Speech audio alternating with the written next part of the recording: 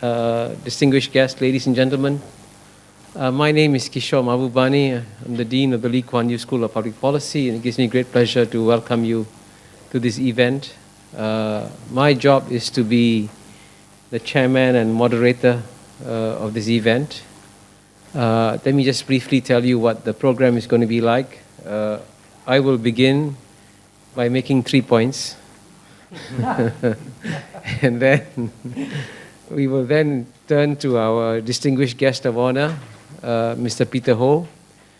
Then we'll have the pleasure of listening to the 2 authors, and I hope there'll be some time for Q&A after that. And then at 7 o'clock sharp, hopefully we can go down to have a reception in the lobby across the quadrangle. So let me begin by making my 3 points. My first point is that government is back. That, there was a time when everyone thought that markets could do everything and that government should step aside. And you remember President Ronald Reagan's famous statement to the world. He said, no, government is not the solution to our problems. Government is the problem.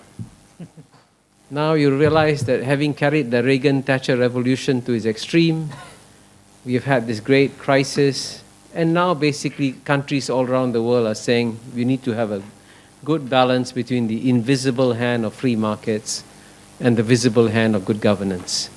And so now that the visible hand of good governance is back, I congratulate the authors for their brilliant timing.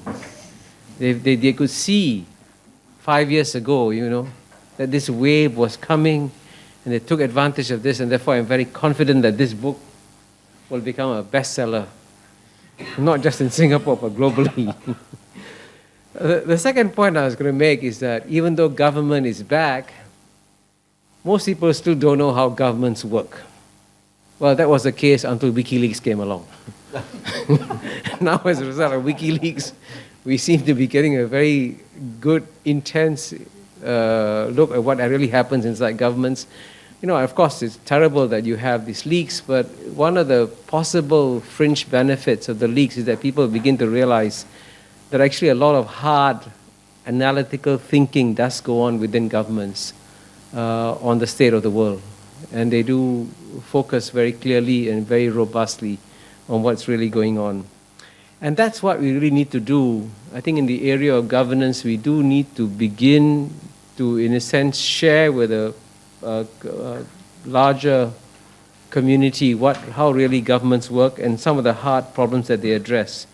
And I actually asked Scott, one of the authors, to give me some examples of some of the hard issues that this book addresses, and he gave me 5 examples, and I'm going to share them with you. One is, of course, ineffective but popular policies commanding the attention of policymakers, while many unpopular but necessary policies encounter severe resistance. And if you want a good example of it, just watch what's happening with the fiscal commission that was set up by the United States government, the Erskine Bowles and second author's name, I forget. The two-man commission, the report just came out recently. Look at that report, study the resistance to it, then you'll understand what the book is discussing. Then second difficulty, you have policymaking driven by crisis, in which policymakers must act as firefighters, while policies to prevent the crisis in the first place are undervalued. A third example, where policy failures lead to changes in political leadership, but the root causes of the failures remain inadequately addressed. The fourth example, policies are formulated in order to secure the support of the political powerful groups at the expense of the long-term public interests that are underrepresented in the political system.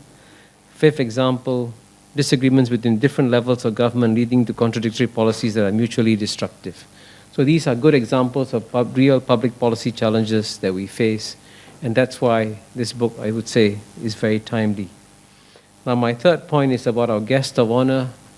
And frankly, if you were looking for somebody in Singapore who can come and speak about the subject of good governance, it's hard to find a better speaker than Mr. Peter Ho, who, as you know, was until recently the head of civil service in Singapore. I want you to know that he began his career not on land but at sea. He was a naval officer. After holding various command and staff appointments in the Singapore Armed Forces, he went on to become Deputy Secretary Policy in the Ministry of Defence. And from there, he was posted to become Deputy Secretary in MFA, where I had the pleasure of working with Peter as a colleague. He then returned to MINDEF, where he became Permanent Secretary MINDEF again, and then came back one more time to the Foreign Ministry. But in that position, he also held many concurrent appointments, including the Permanent Secretary, National Security and Intelligence Coordination, and he was also made head of the Civil Service on 1st April 2005. And that's only a very brief description of his career. He has held many other positions in other institutions like Singapore Cooperation Enterprise. He served on the board of the Rajaratnam School and also served on the board of the Lee Kuan Yew School of Public Policy and the Institute of Policy Studies. So we are truly privileged to have a truly distinguished guest of honor here.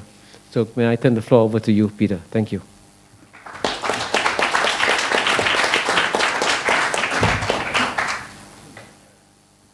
Well, thank you, Kishore. Excellencies, ladies and gentlemen, in the Singapore Public Service, we say that policy is implementation and implementation is policy. And this, of course, may sound quite trite, almost like a slogan. But civil servants in Singapore believe that there's a kernel of truth in this statement that is at the heart of effective policy making and good governance. Obviously, we need clever people to make policy in our complex and globalized operating environment. Policymakers have to carefully think through and weigh competing purposes and trade-offs before decisions are made. And this demands intellectual rigor of the highest order because it requires both deep domain knowledge combined with an awareness of the larger context in which a policy is being formulated. So even as economic policies should focus on economic benefits, they must also take into account social justice and individual liberty. The integrated resource as a policy decision reflect the complex trade-offs that policymakers had to make between the social costs in terms of gambling ills versus the economic benefits in terms of infrastructure, investments, tourism dollars, and jobs. But while the ability to make the trade-offs is clearly necessary, it is not sufficient. The formulation of policy is not just abstract analysis. At some point, policy must translate into plans and programs for implementation. Policy and implementation are not discrete and independent activities, but part of the single value chain of good governance. It is stating the obvious, but making good policy must combine with effective implementation and delivery. So this means that policymakers must have a good understanding of how policy is to be delivered. Policies that look good on paper but cannot be implemented are of no use. Policy making needs to take into account what will work, what will not, and what should be done so that they can work. So policymakers must have an appreciation of what happens on the ground. Today in the Singapore Public Service, we ensure that those in senior management who are going to be involved in policy making have an appreciation of the larger operating environment. Administrative officers are rotated among ministries, the social, government administration, economic, and security, so that they develop a broad understanding of the larger national issues and how they connect to and interact with one another. We also give our officers ground experience. Some are deployed to the statutory boards, which are charged with the implementation of policies formulated by their parent ministries. Others are posted to the community development councils, where they have to work to deliver services directly to the people. These experiences give them insights into the impact of policies on the ground. The Community Immersion Program attaches administrative officers to constituencies to see the social problems and challenges faced by ordinary citizens. Others are seconded to private sector companies to learn how companies operate. The pro-enterprise panel that was set up to clear red tape and policy obstacles faced by the private sector has a secretariat. Now that secretariat comprises officers seconded from regulating agencies so that they too gain an understanding of the real-world problems that companies face. Mid-level managers sit in the sweet spot of policy making. They are much closer to the ground than the senior decision makers. They are custodians of the domain knowledge that is needed for policy making. They provide continuity of experience that the senior decision makers may not have. So the decision makers depend on them to provide the inputs for analysis and to put together the arguments, pros and cons, in formulating policy. Equally important, they will rely on them to formulate policies that are implementable and to assure that delivery is effective. The key point is that policy making is not an exclusive function confined to people at the top. It relies on teamwork. At the risk of oversimplification, senior management provides the strategic perspectives, middle management provides the professional analysis and advice on delivery, and those who have to deliver policy on the ground work out the detailed implementation plans. Because policy making and implementation of policy are such large and complex tasks, in the Singapore government, some degree of organizational specialization is evident, even necessary. Ministries do the main work of policy formulation, while the statutory boards implement the policies. But each party cannot work independent of the other. Individual officers cannot operate within their organizational silos. In this regard, senior management has another function. Teamwork does not happen on its own. It is against the order of nature for people to work with others outside their silos. Yet it is an imperative that ministries work hand in glove with their statutory boards. It is the job of senior management to create the environment that encourages the teamwork needed for policy making and delivery. Among other things, senior management has to communicate to middle management and ground officers at the appropriate time the strategic imperatives that underpin the development of a major policy. In my experience, this is best done as early as possible. Uncertainties and difficulties should certainly not be downplayed. Those who are providing inputs must understand the scope of the new policy. Those who are involved in implementation will have to be prepared for changes in process and function that may accompany a new policy. People do not naturally embrace change. Old habits are hard to set aside. That is human nature. But delivery cannot be effective if there is no enthusiasm or if the ground staff do not believe. It is not enough just to communicate purpose. Senior management must monitor the situation to ensure that people are indeed working as a team. If there are obstacles in the way, they must clear them.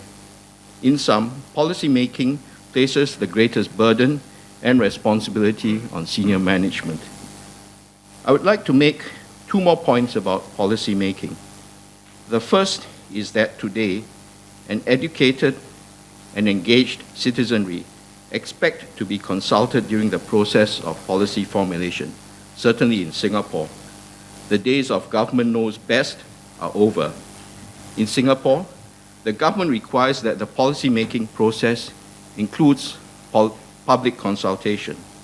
And this is more than just to satisfy a political imperative. In fact, there are good reasons why the public should be consulted.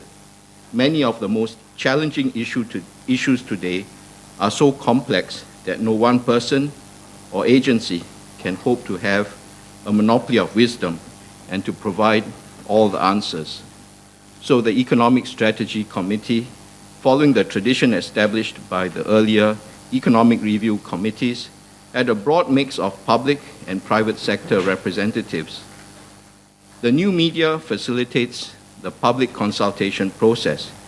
New policies during the discussion stage are often posted on the internet for public feedback. In the jargon of the new media, it is no longer gov to you, but instead gov with you. Policy making is certainly getting to be a more involved and complex process going forward. The second point I'd like to make is that clarification, gov, what do you mean gov? Gov, as in Gov 2.0, Government 2.0, Gov. You are the old media. We're talking about the new media. Okay, GOV. GOV. Yeah, I was thinking of gov. Gov. Okay, so. The second point I'd like to make is that our operating environment is today getting more volatile and complex. There are often no clear solutions to the wicked problems that policymakers have to confront. Policymakers need to be innovative and to think out of the box. Some risk-taking is required, which means policymakers also need to develop the ability to manage risk rather than to avoid risk altogether. But risk-taking requires a special mindset. It is not about being reckless, but about taking a calculated risk in the absence of full information, because the price of inaction outweighs the risk of action. It is management by discovery, probing, sensing, then acting, not aiming for perfection, but fine-tuning along the way. Of course, all this is easier said than done. Innovation and risk-taking are only possible when the top management creates an environment that encourages staff to surface new ideas and allows them to try these ideas out. And this is one of the central purposes of PS21 movement, or the public sector for the 21st century movement, which is central to the Singapore Public Service. This book, the Public Policy Primer, that is being launched today, provides a short but readable and comprehensive guide to policy making. Although it looks at the experiences of various administrations, it is written in a generic way for the general civil servant. It means that the principles and practices highlighted in this primer need to be transposed from the generic to the specific context and country of the reader. The various emphases of my remarks on policy making reflect the Singapore experience, and therefore what I focused on when I read this book. But other readers must obviously look through the lens of their own experience and national context. The four authors have done a useful service in writing this book. In Singapore, I would be hard-pressed to find anything else that could be construed as a guide to policy making. I suspect that this is the situation in many other countries. So I hope that this book will find audiences in Singapore and beyond. I congratulate the four authors, the four professors, on the launch of this public policy primer. Thank you.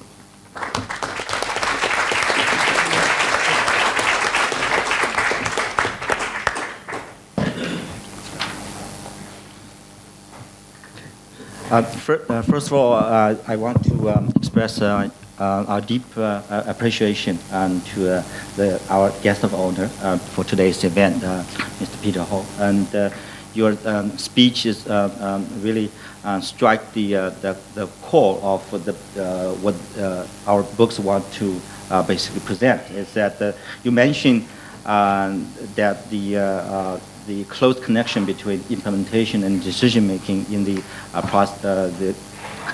governance process in Singapore, and this is actually something that we want to keep emphasizing in this book.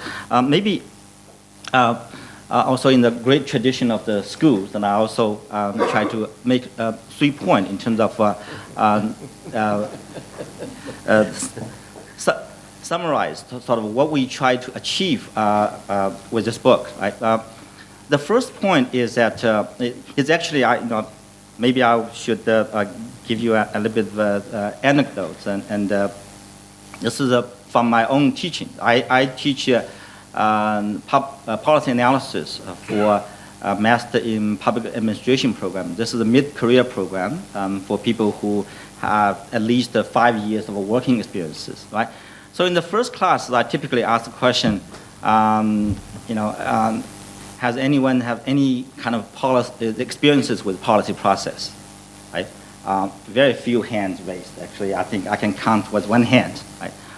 Then I said that by policy process, I also mean implementation as well. That a lot of students think that when you talk about policy process, it's specifically referring to decision making. But then I say, the implementation is also part of it. Then you see more hands raised, but still not many here. Then I said that, I'm quite surprised because I said when we do the interviews, you guys impress me because you say that you have a lot of the policy experience and managerial experience. That's why we admit you. But why in the classroom, all of you say you don't have any policy experiences, right? That is actually, the sort of for also all feel is that when we teach policy process classes or policy analysis classes, we feel like there's a mid-career public officials are not aware of the potential policy role they could have played. They basically think that they themselves just takes the role of a program manager. I only take care of the program. I'm only taking care of the human resources. But do not recognize there's a possibilities or there's a various of entry point in policy process that they can have greater influences.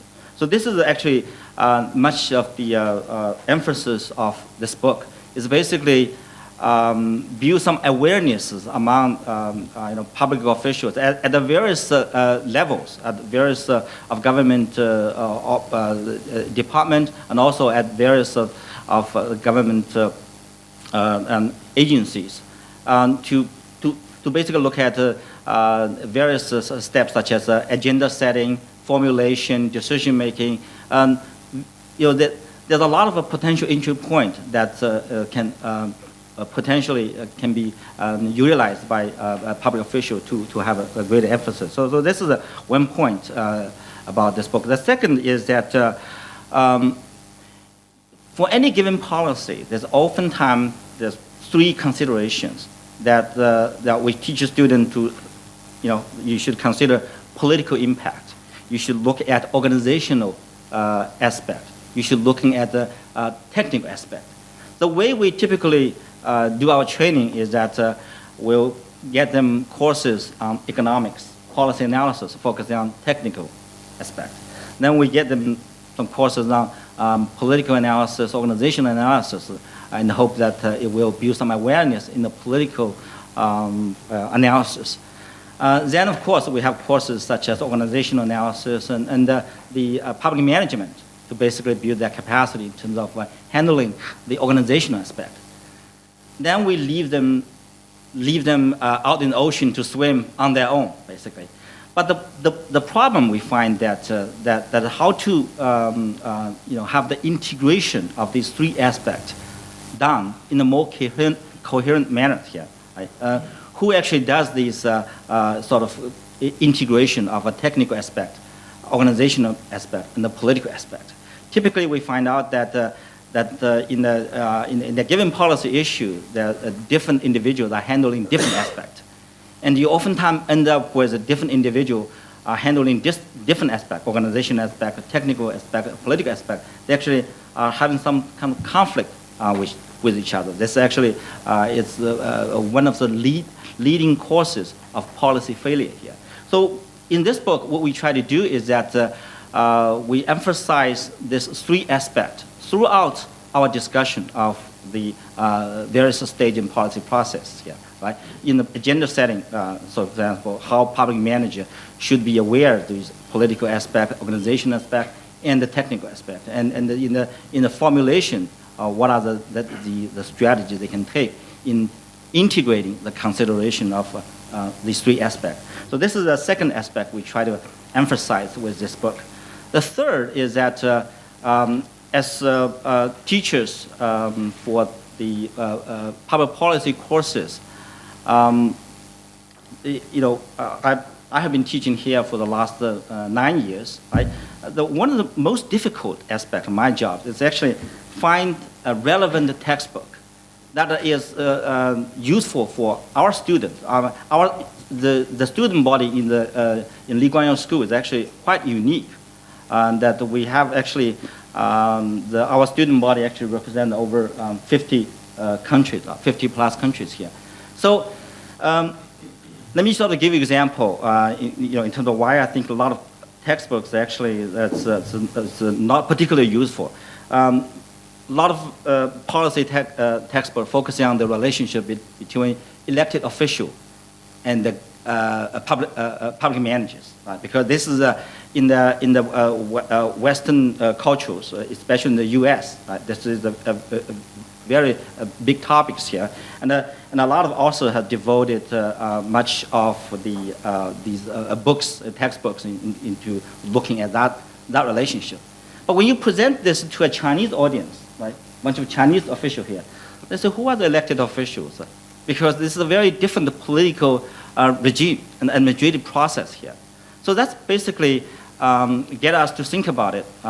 For the students like ours, as diverse as ours here, how can we use the materials that actually speak to the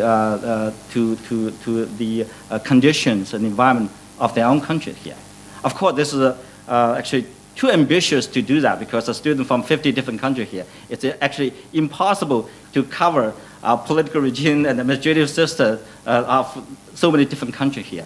So our approach is basically we say, well, what are the kind of the core values approach which we think that that can be relevant irrespective of the political system differences and the differences in the administrative system, right? So basically that in the process of writing a book, we oftentimes challenge each other, four of us. Basically that we say, okay, what about from Indian student perspective? Would Indian students find this part relevant? Or if Chinese students read this part, would the Chinese student find it relevant?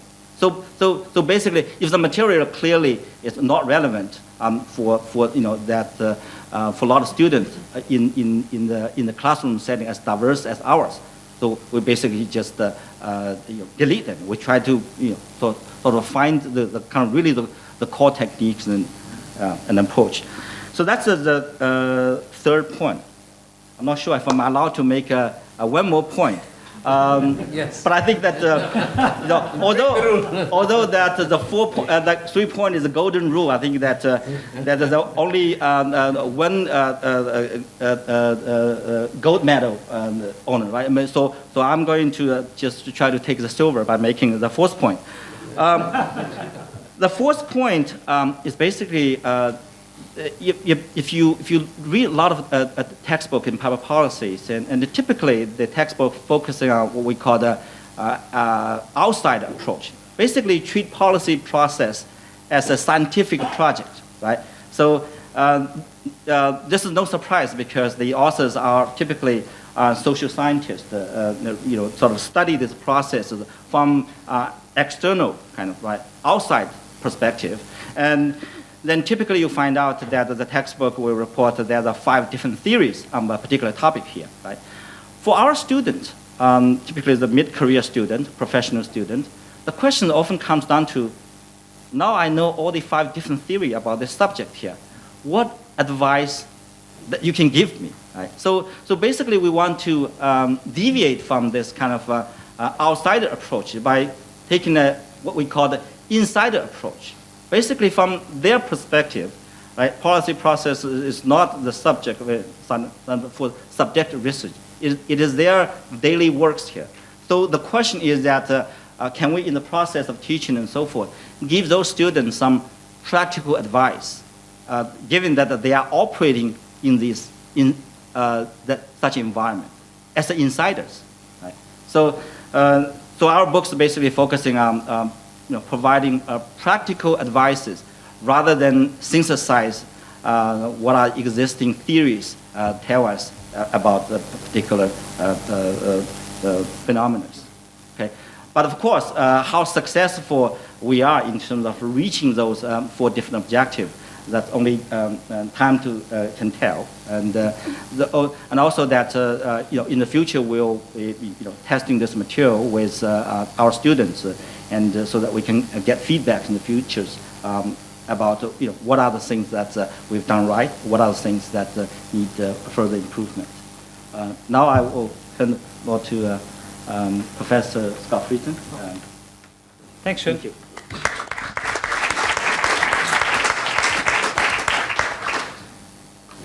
Let me add my word of thanks to you all for spending some of your evening with us here tonight.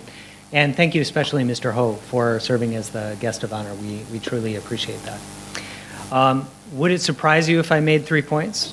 But I have an innovation to offer because I've been in the school and the predecessor program for 10 years, and Shun has been in the school and predecessor public policy program only 9 years, so I've learned a few extra ways of making more points in the 3-point framework. If you watch the dean long enough, you'll find out how to make many points while still making 3 points.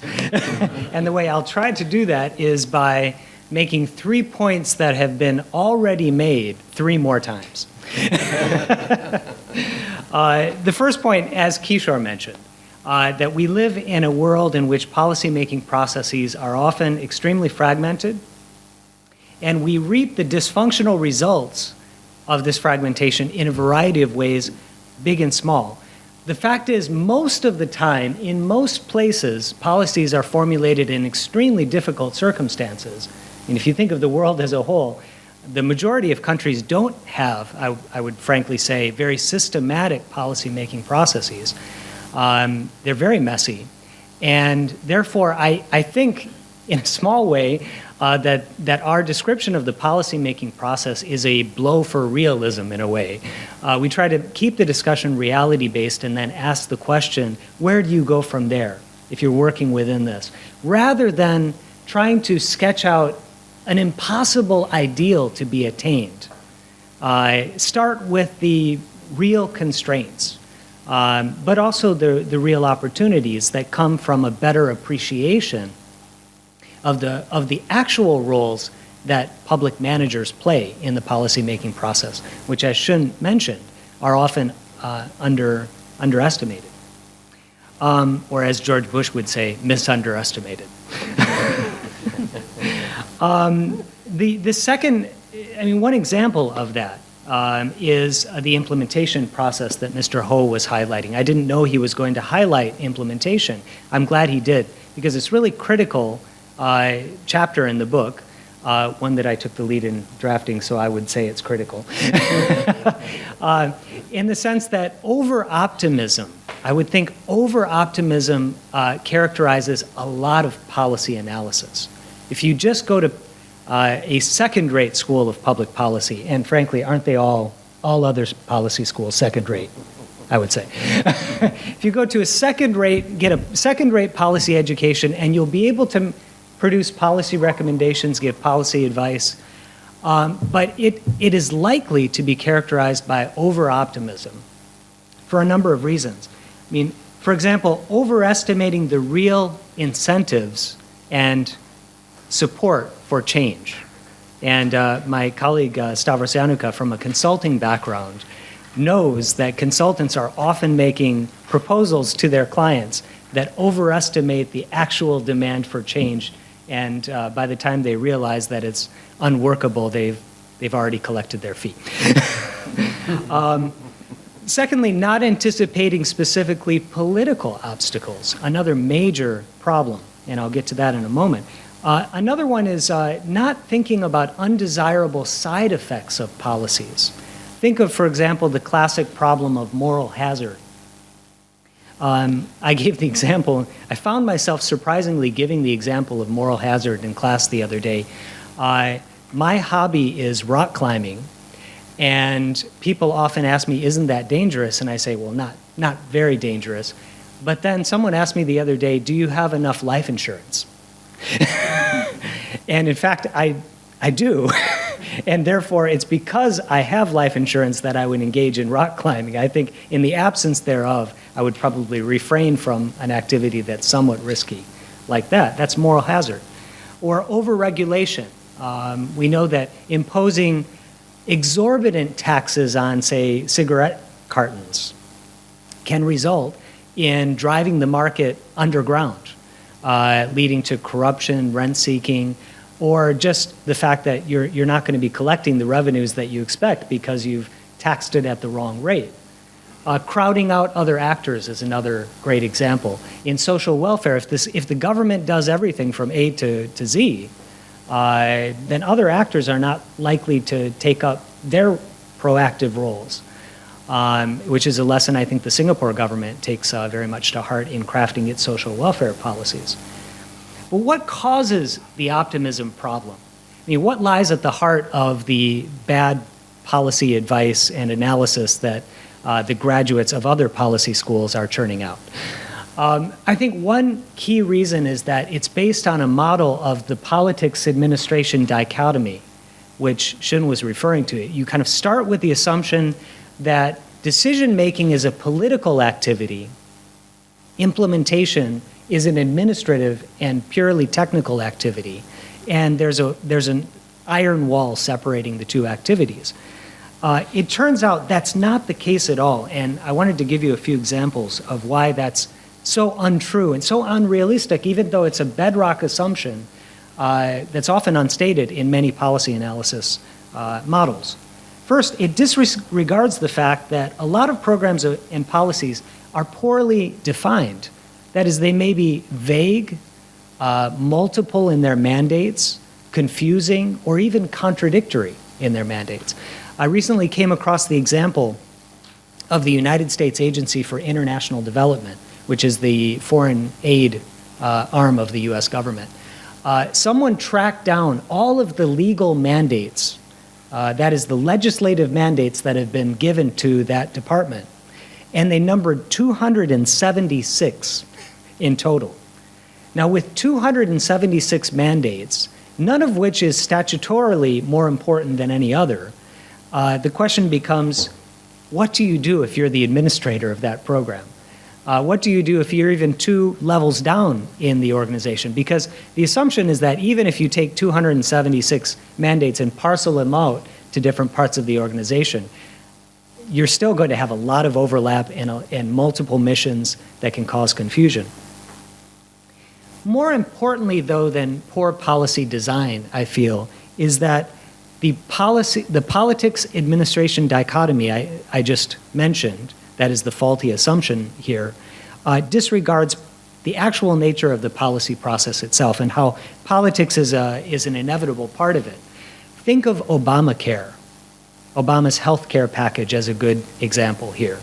A lot of times, political struggles that ended in defeat for one of the parties at the stage of policy adoption get reopened in the implementation process and get fought out behind the scenes, often out of the spotlight, during the process of implementation with, and this is critical, who are the key protagonists then? It's mid-level public managers entrusted with the interpretation and the implementation of these measures that become the protagonists and the battleground, really, where different major forces square off. The Republicans have already, even with taking control of one of the houses of the Congress, the Republicans have already realized they cannot repeal Obama's health care legislation. Therefore, one strategy was to try to fight it in the courts at the state level. If that doesn't work, they've promised to have numerous fights over the resourcing of individual provision, since Congress, of course, passes the budgets necessary to implement any actions. So that's one reason why politics is an intrinsic part of the implementation process. Another example is that the people in the formulation and decision-making stage of policymaking are often disconnected from the implementation stage, and when you have that disconnect, all kinds of things can go haywire. One slightly frivolous example in a country that I've worked in Southeast Asia, not Singapore, you'll be happy to hear, Mr. Ho, is when I observed, I was in this country, a developing country, there are lots of street vendors on various sidewalks, and sometimes they set up illegally. And sometimes they do this illegally over decades and spend their whole career there. Well, this government decided to outlaw on certain streets of the capital city those street vendors from selling their wares. And some weeks after this, I was observing the very painful efforts to try to implement this policy against great resistance. And no better example than when I witnessed a police motorbike pull up next to one of the vendors in a crowded street of vendors. Two policemen, the policeman on the back of the motorbike jumped off, grabbed the blanket on which the wares were displayed, folded them up quickly while the old lady who was selling them looked on in horror, folded them up, jumped back on the motorbike, and sped away. And I was wondering, what is going on here? I asked a few people. One interpretation is it could be corruption. It could be simply petty harassment and stealing, essentially.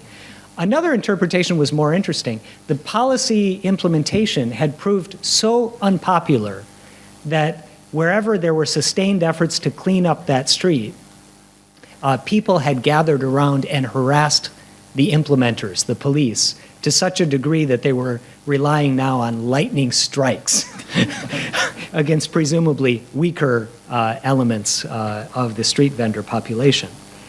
More seriously, think of the example of grassroots democracy regulations in Vietnam, which I've studied at some length. In Vietnam, in response to major corruption scandals in the late 1990s, the central government said, hey, we're actually clean. It's a problem at the local government level.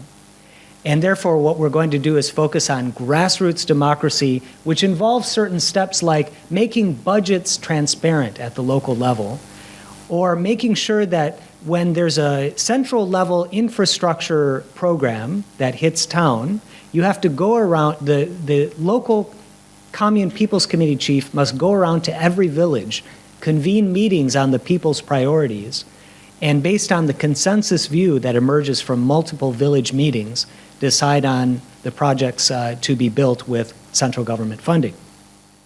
The problem is the National Assembly, in its bid to get away from funding inefficient bureaucracy, which was unpopular at the time, decided not to fund any administrative fee to go along with those grassroots democracy measures as part of the national infrastructure projects. They wouldn't fund these village meetings or any part of the preparation process. And hence, the local officials basically were caught between a rock and a hard place. On the one hand, they had no incentive to really follow this process properly. What's in it for them? They lose decision-making discretion, and on the other hand, they have to foot the bill for it, essentially, since it costs money to go around and to have extensive participatory processes. As international NGOs know, even if you do it in one village, it can be a very time-consuming and costly affair. So essentially, this didn't happen at the behavior didn't change at the grassroots, and we shouldn't be surprised by that. Another reason why politics seeps into the implementation process to such a great degree is that the policy implementer is often a broker or a facilitator of change, of uneasy compromises between multiple parties where things didn't get hammered out at the central level. Now here, I put in the book an example from my consulting work with the World Bank in Indonesia on anti-corruption controls. The bank has been increasingly worried about corruption in its portfolio of projects in countries like Indonesia. And yet they have struggled to find workable solutions. What they've come up with is detailed checklists that individual World Bank project managers have to tick off in order to ensure that there are procedural safeguards in place for various steps in their programming process. Unfortunately, again, they have not thought through the incentives faced by the implementers in so doing. For example, for a project manager in the World Bank, most of the incentives for their career advancement involve spending money relatively quickly and getting some outcome on the ground. That has little to do with all of these procedural safeguards, which, if followed to the letter, and even if followed by their spirit, would slow a number of projects down, might even stop a number dead in their tracks. And so, unless you're really going to reward that kind of behavior, you shouldn't be surprised if the project managers themselves don't end up implementing as intended those checklists, especially because they're facing numerous other pressures, such as from the government counterparts. Not just if corruption is involved, because we found in our review, it's not so much a matter of the World Bank managers themselves being complicit in corruption, as the pressures of the environment around them to speed up implementation, pass funds along without perhaps these elaborate safeguards in place. These last examples highlight a second point, which is a theme throughout the book and which Shun highlighted, that public managers are often the missing link, therefore, in the policymaking process. It's surprising that many textbooks on policy analysis don't really look at the role of the individuals and how they're positioned within policymaking processes and public bureaucracies in doing policy analysis. And when they do, it's often just in the purely technical analysis area where you're looking at the production of cost-benefit analysis, for instance, instead of looking at the roles that public managers play that influence policy processes throughout the board. But the third point, which again is obvious, but I think it, in contrast to what I've just been talking about, this more pessimistic view of the policymaking process, in contrast to that, the book does highlight the insider's perspective, the kind of positive advice that one can give to policy managers facing these complex situations. The book highlights such practical matters with respect to implementation, my extended example here, as being usefully pessimistic. In other words, through better political analysis, anticipating and addressing problems through such diagnostic tools as stakeholder mapping or political mapping. We give examples of how that can be done. Secondly, as a piece of practical advice we've tried to embed throughout the book, building resources, overcoming resistance iteratively, one step at a time. Public managers rarely have all the pieces necessary for the full and logical assembly of their policy and program available at once. It rarely so happens that they're laid out with that golden path to implementation. Instead, they have to think strategically about how you build, support, and mobilize resources one step at a time. I often tell classes that you can imagine two public managers, both facing the same situation, both with the same analytical skills and training and so on, but doing very different things in their job, one being far more successful than the other. What would make the difference? What leads to success? What path leads to relative ineffectiveness or just going through the motions, which is pretty much the same thing in many contexts.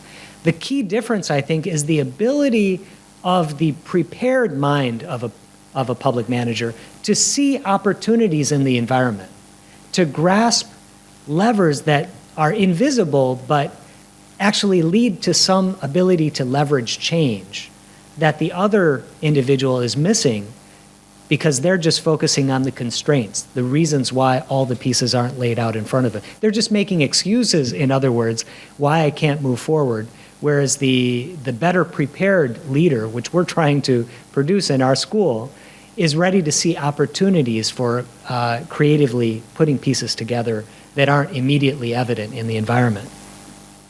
And to do that, third, another piece of advice we often give to students is strengthen your own ability to think in real time across the three dimensions which Shun mentioned: technical, managerial, and political.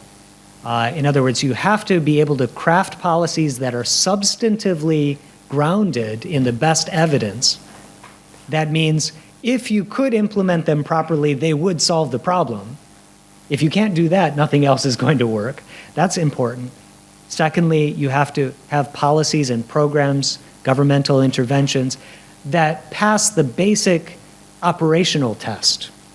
You have the ability to get them, the changes affected on the ground. If not now, then over time as you build up the resources to do it. And third, and echoing the points I've made about the political nature of the implementation process, you have to have a good political map. Politics, not just in terms of multi-party democracy or the broad parameters of a system, but even organizational politics. How do you get things done? Cunning leadership, in the words of our dean, who's working on a book on leadership at the moment. Political costs to those who are powerful stakeholders of a process must be perceived to be greater than must be less than political costs. Benefits must outweigh the costs, not just on the technical side, that's the substantive value criterion, but also on the political side. By focusing on capacity in these three areas, technical, political, and administrative, and by doing this across the policy-making process, from agenda setting all the way to evaluation, we hope that we're making a contribution to giving practical, grounded, realistic advice to students in our school and beyond who are going to confront very messy realities when they leave.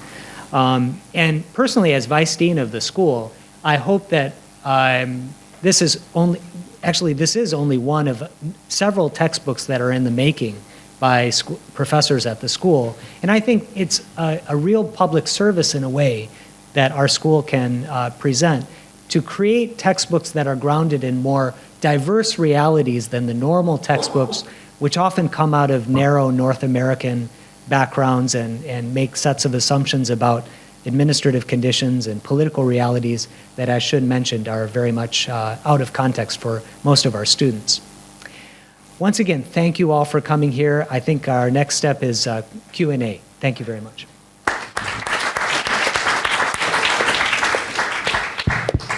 Thank you, Scott. As Scott mentioned, now the floor is yours. We hope you will pose some very difficult questions to the authors. Please, go ahead. Is there a microphone? Yeah.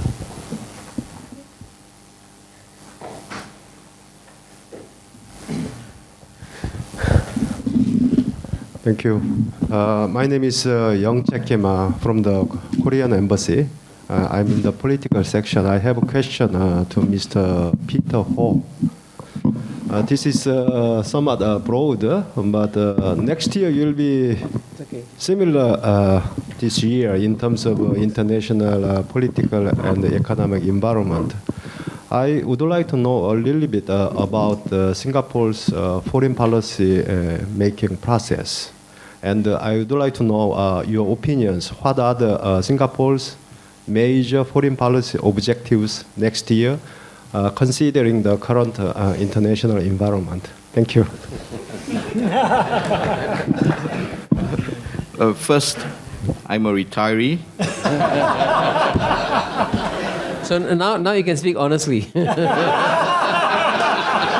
Questions are supposed to be directed at the two authors who are present here. But of course, you know, when we talk about foreign policy, the process is, in general, no different. I'm talking generically from the process which I've described. But of course, because it is foreign policy, there is a layer of complexity which I think many of our domestic agencies don't have to think about. And that layer of complexity is, how do you formulate a policy and ensure that it is effective in a larger international environment over which you have very few levers of control. If you are in a domestic environment, you have many more levers of control. You have control over the regulations, you have control over the law, you can enforce many things. In foreign policy, as you will be aware, since I presume you are a diplomat, when you are implementing foreign policy, there are many more degrees of freedom over which you have little influence. And so that is the layer of complexity, I think, is absent in, I think, most agencies.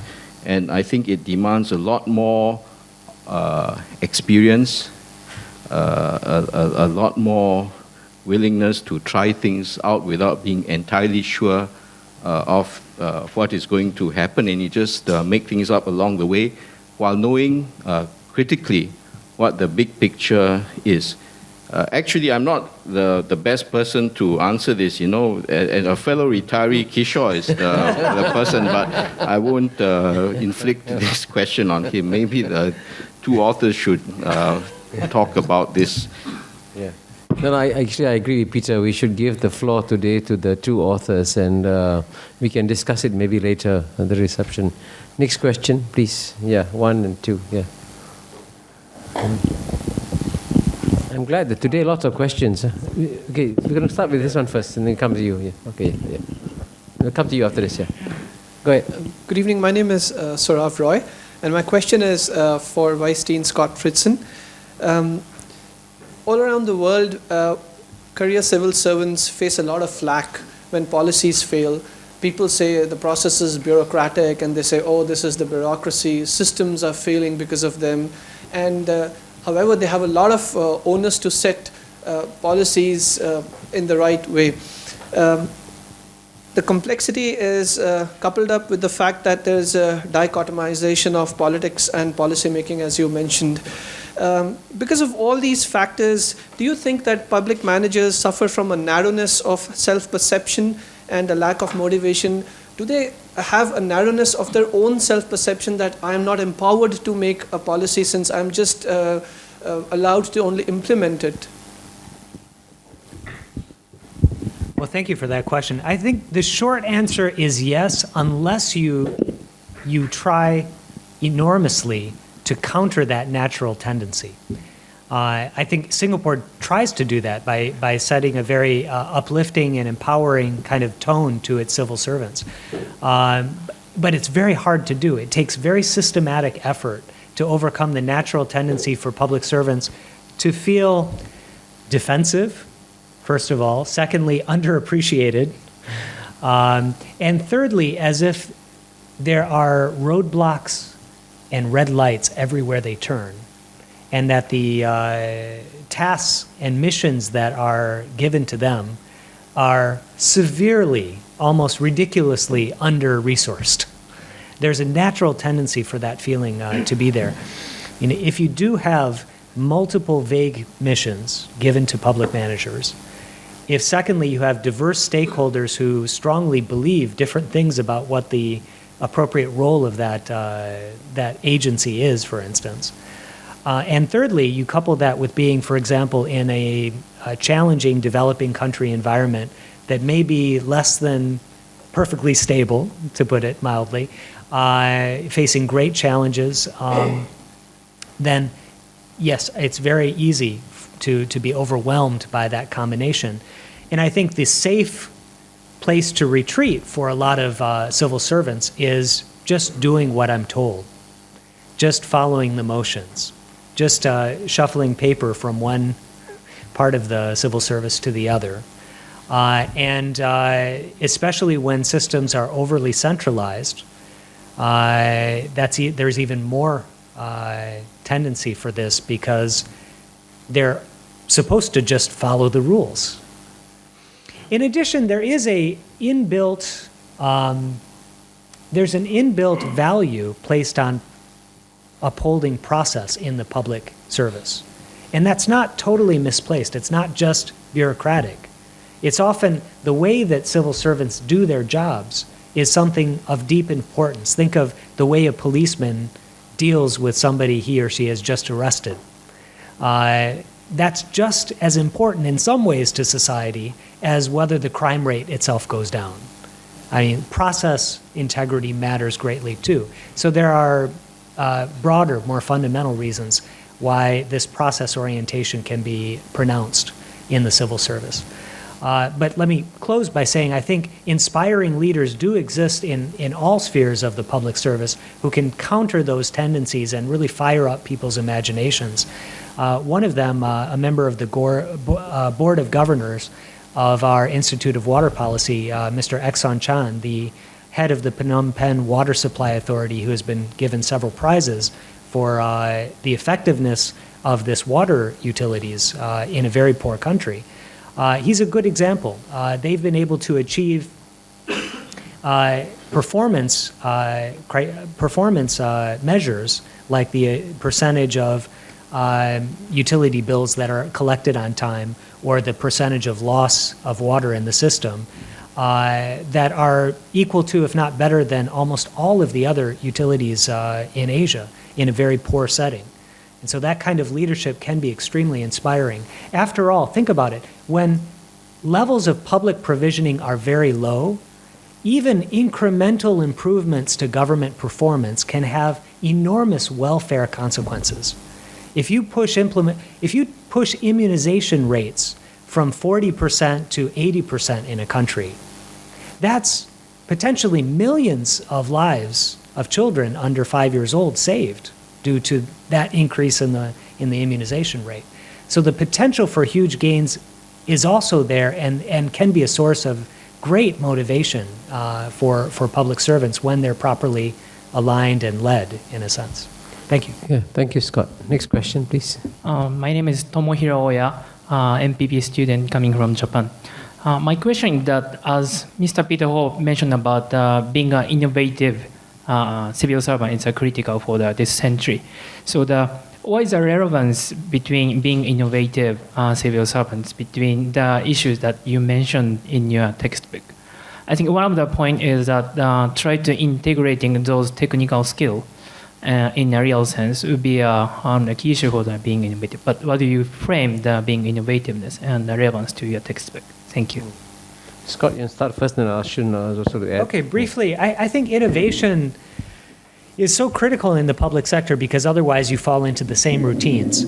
But it's also very sensitive because who gives bureaucrats the right to be innovative? An innovative bureaucrat could be a great threat and danger in the eyes of many, not least Ronald Reagan, who also said, by the way, there are no more scary words than the phrase, "Hello, I'm from the government and I'm here to help you." He said that's the most terrifying phrase ever uttered in English. So innovation has that tension. You know, you want to promote innovation, but you have to do it in a way that embraces accountability, because nobody elected bureaucrats, essentially. These are the danger has always been in people's eyes that they will go off on their own mission and without any accountability. One way to square that circle, in a sense, to try to resolve this paradox is by greater emphasis, when you can do it, on post hoc accountability. That means after the fact, hold people accountable for the results that they produce while freeing them up in the process of how they do things. But that's tricky too, because in developing country environments where you don't have proper procedural controls, that can result in a lot of corruption risks or other kinds of dysfunctions as well. So you have to proceed carefully no matter what you do. I mean, in our book, we talk about why the public managers can be in that position to be innovator, because that if you look at the politicians, in many countries, they come and go, right? As opposed to the civil servants and public managers, they typically they have knowledges of certain policy issues for for a long period of time, and so that actually the other aspect is that they close to both the customer, the people, and also they are also close to the kind of politicians, right? That actually also gives them a unique perspective of where the intervention can be made that are quite innovative.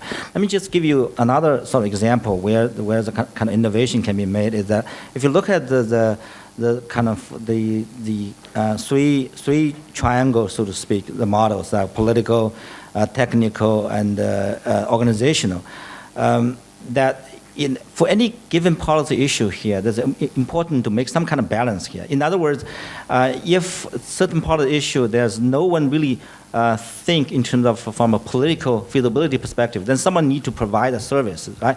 And typically we expect the politician to provide that service, but not necessarily that happen all the time. Like take example of like Latin American in the 80s and the 90s, right? We heard about this Chicago Mafia, right? This is a bunch of the PhD in economics graduate from the Department of Economics in Chicago. They have, of course, they have a strong believer of the market forces and so forth.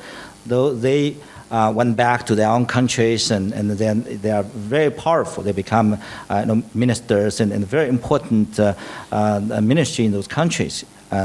But the way that they map out the reform are oftentimes from very much from the technical perspective.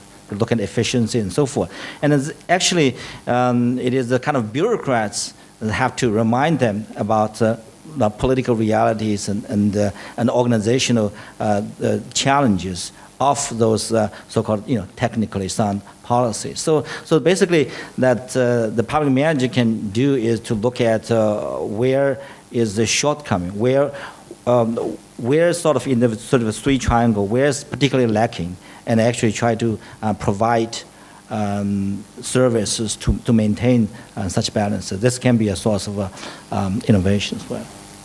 Wait, lady here and then gentleman there. Please, lady first. Hi, yes. I listened to the two professors that in your speech. Can you identify yourself? Oh, please? sorry, MK Koo, yes. You were saying that the political context of Singapore or Asia would be very different from that of the West. And so, therefore, your book tries to bring out that difference in the responses. I'd like to contextualize that against what Mr. Peter Ho said, I think in an interview when he was first made the head of civil service, where he commented that in fact, there is actually a lot of checks and balances within the system, except that it's probably done behind the scenes, so the public do not get to see it so manifestly. And against that, there was a recent comment made by the law minister when he recently spoke at the Columbia University, where he said that in Singapore, there are actually less checks and balances against the executive, and that it is actually deliberate. So I'd like to have the comment of the professors, and perhaps Mr. Ho, as to, therefore, in Singapore's context, for example, how would that pan out? Because in terms of expediency, in terms of, therefore, engaging the population. Thank you. So shall we start with the authors first, and then we see whether, Sure. Okay. I think one important point that it was reinforced by Mr. Ho is that societies are not stagnant, they're in motion. Balances that were struck or bargains on a societal level that were struck earlier in a country's development may not be the same over time. And as a society becomes more, as citizenry becomes more sophisticated, educated, affluent, frankly, their demands change too, and the degree to which they demand to be involved in policymaking processes shift as well. Certainly, it strikes me that there are differences in terms of the degree of pluralism, the entry points to policymaking across different societies. The entry points to policymaking in Singapore are probably less numerous, if you will. They're less diverse mechanisms by which you try to shape policy than in a very chaotic, messy democracy, let's say India, with its multiple levels of government and its federal structure, its very rich and varied civil society, and so on. It's Freedom of Information Act. So that is certainly true. You can array countries along a continuum in that regard. I'm not sure if I've addressed all aspects of your question. Certainly there are checks and balances, though, in most, I would even say, to say a provocative statement, even in, think of whatever the most extreme dictatorship you can think of in the world, past or present. Even in that system, the issues of political groups vying for power behind the scenes, checking and balancing each other, so to speak, except for short periods of time, periods of terror, frankly, when one man's rule overrules everything, and there's absolutely no opposition that can be brooked. So there's political dynamics at work with which public officials would have to grapple, regardless of the setting, whether it's a soft authoritarian, a hard authoritarian, or a messy, chaotic democracy, or something in between. That's why I think we authors feel that much of the approach that we're laying out in this book to mapping out your political realities as a public official applies to virtually every context. You're going to have to map out political stakeholders and so on, identify their roles, resources, authorities, formal and informal in nature, and so on. Shun? As I mentioned earlier, that the kind of the principles and the rules and that we want to emphasize in the book is basically that we want to sort of somewhat detached from any kind of a political system, so to speak. And the question here is, for example, that even in a society where you have a lot of check and balances from outside the government here, there's no short of policy failures and mistakes and so forth. Here the question is that the question we try to answer is that irrespective of the external forces in providing that check and balance here, within the government sectors, whether or not there are some kind of check balances can be established here, right? And since you asked a question about the context of Singapore, and sometimes in the classes and then in my MPA classes, sometimes the student from the government agency in Singapore, relatively junior, he or she would point out, hey, he said that policy is actually, I play a very important role in kind of drafting sort of significant about that policy here. That's actually it's a quite a quite an important statement of its own. It's basically that sort of if you look at the analysis or decision are made in the Singapore government, it's basically that the government, the public manager in various of the levels are providing some kind of check and balances here. So that check and balances, if you have that check and balances here, irrespective of what sort of external check and balance looks like, can at the margin, like Scott mentioned, make some improvement here. This is sort of the emphasis of the book. Peter, you want to add? I think this debate on checks and balances must boil down to what we understand to be checks and balances, because I think the kind of checks and balances you are contextualizing refer to the kind of very open debates over policies that take place in certain political systems. That system, of course, is present here, but in fact, the policymaking process in Singapore, as I pointed out in my remarks, is a much more coherent process that takes you through the whole value chain of consultation, including public consultation, all the problems, differences of opinion in this phase of the process are identified. At some point, the decision is made. Some will be happy, some will not be happy, but at least those who are involved know that their views have been taken on board. And the government is prepared to explain why they lean in this direction rather than in that direction. And this is the value of taking, one of the important values of taking the process of policy formulation through this public consultation phase. And on this specific issue of checks and balances, I think it's very clear in the Singapore government, civil servants, policymakers do not have untrammeled powers to make policies as they see fit. Everything is subject, if not to public debate in Parliament, everything is subject to audit.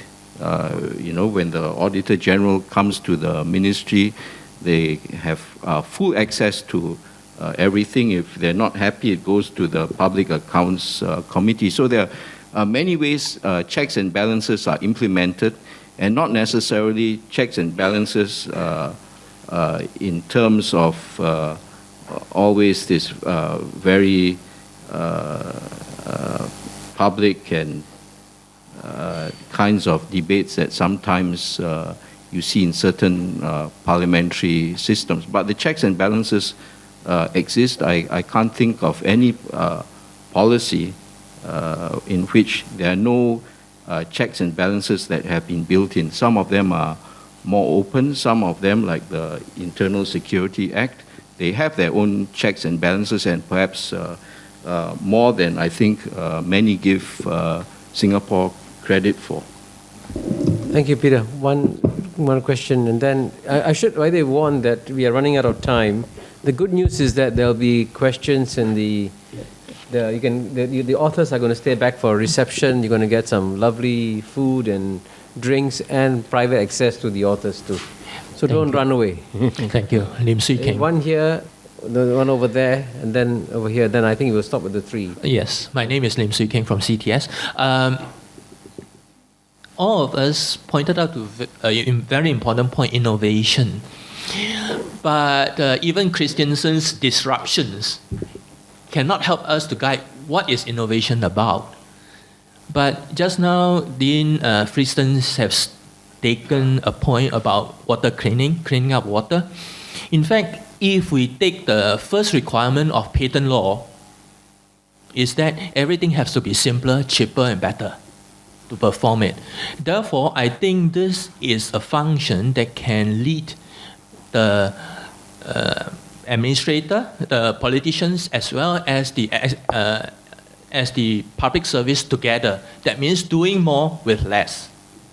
We cannot build more drains, many drains, deeper drains to solve our flood problem. That is the case. The second point about control theory that can apply to public policy is this: how to get the controller and the models work together. This you need a performance function. That means, what is the objective of public policy? Is this to get higher GDP, or is it to get more people employed? I think this is a point very important when productivity reach a plateau after industrializations. I think this is my 2 cents worth. Thank you. Okay. Can I, if you don't mind, I'll take all three questions at the same time, then we can wrap up. The second question over there, please, you. Yeah. Then we'll come to you at the end. I'm Gary Lim, marketing consultant.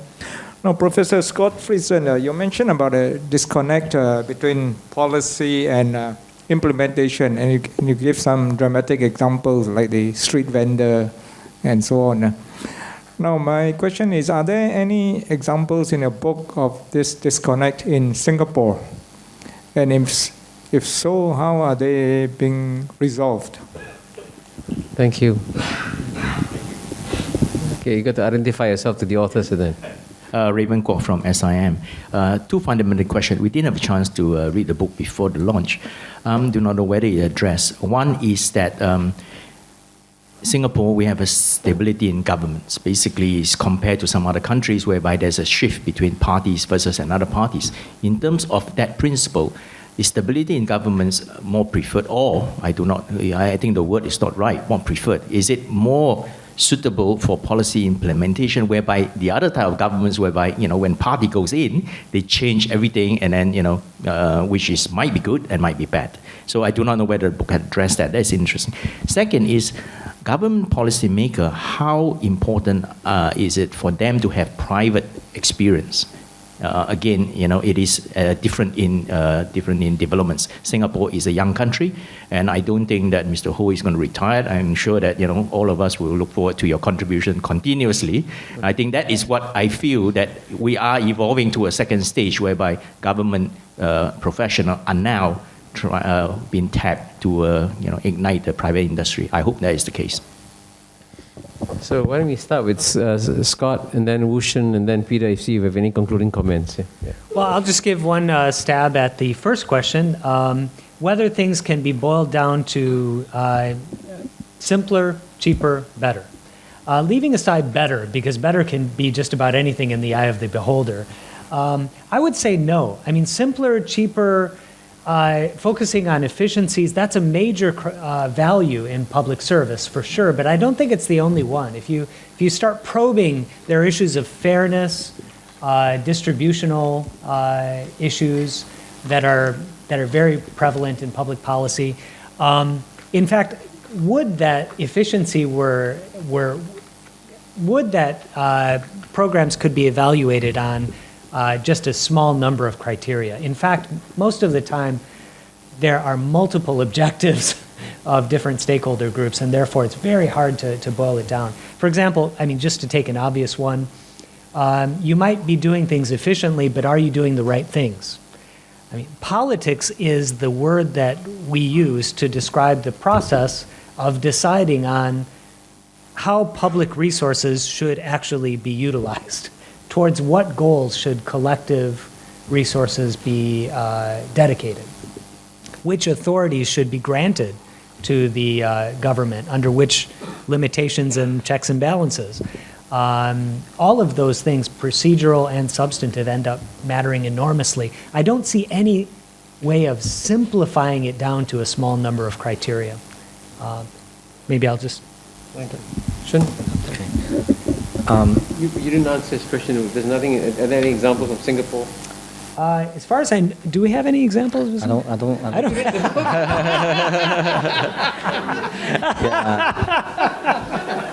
Now we know who really wrote the book.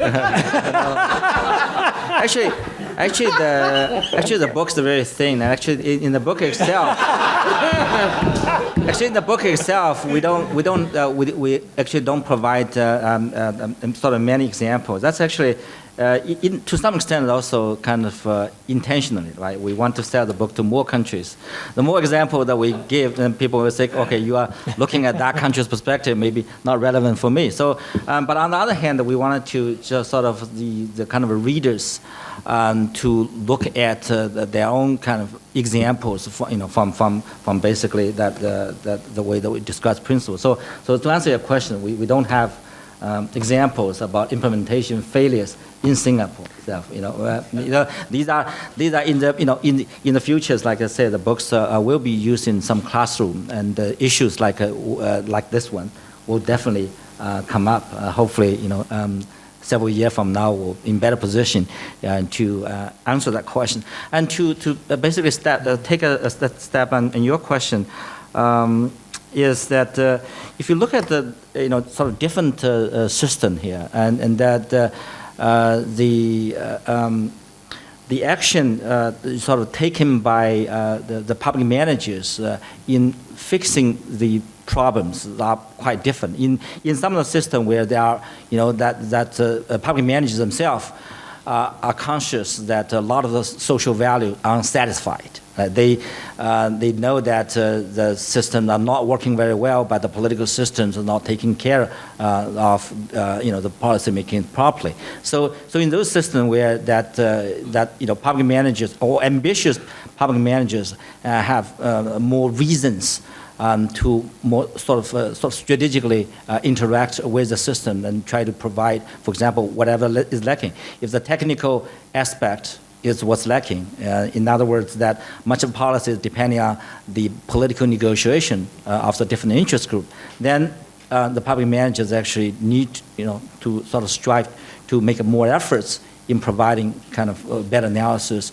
in sort of technical aspect. Right? But in a system where these three aspects in general are actually that they work coherently, and then of course that the main job of a public manager is to maintain the system better, and also to look at the areas where kind of small innovations in terms of operation and so forth can be made. So I think that depending on a different system and what are the gaps that you can find in different systems, the public manager's role in the policy process can actually quite be different.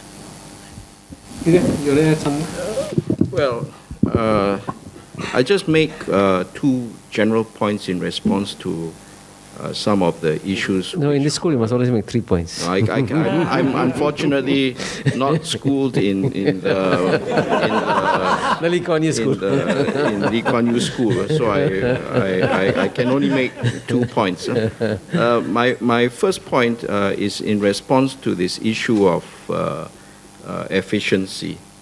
I think no doubt it's very important that we are both efficient and effective in terms of the way we deploy our resources to support policy. But I think if we focus on that to the exclusion of other considerations, then we risk creating a policy that may ultimately become dysfunctional. And some of, we take things at the largest national level.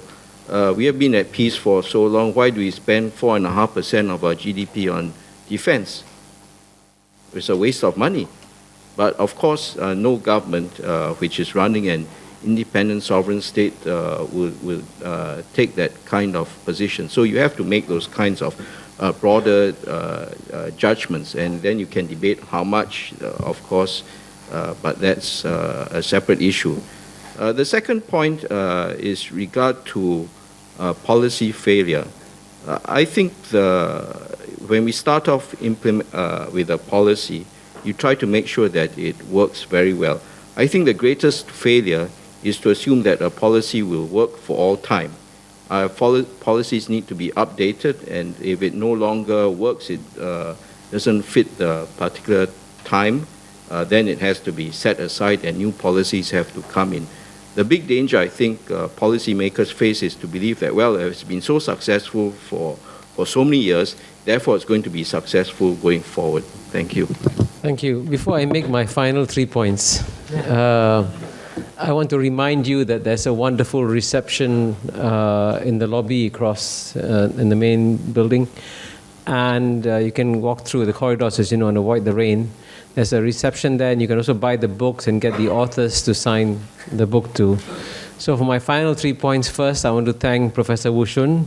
Second, I want to thank Professor Scott Fritzen. Third, I want to thank Mr. Peter Ho. Please join me in thanking them. Thank you.